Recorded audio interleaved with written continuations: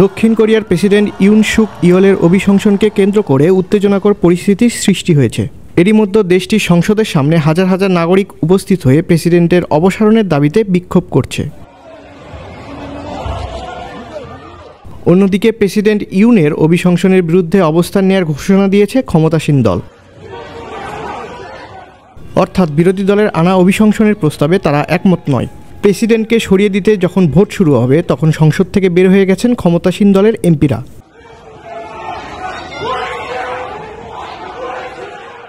সংসদ থেকে ক্ষমতাসীন দলের এমপিদের বের হয়ে যাওয়ার মানে হলো অভিশংসনের প্রস্তাব পাশ হতে যে সংখ্যাগরিষ্ঠতা প্রয়োজন তা নাও হতে পারে। এর আগে ইউন সুক ইয়ল পদত্যাগ না করে ক্ষমা চান।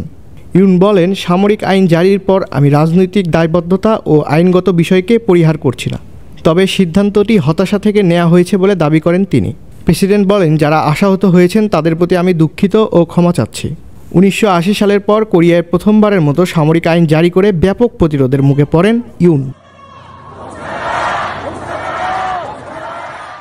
আন্তর্জাতিক ডেস্ক, দৈনিক করতোয়া।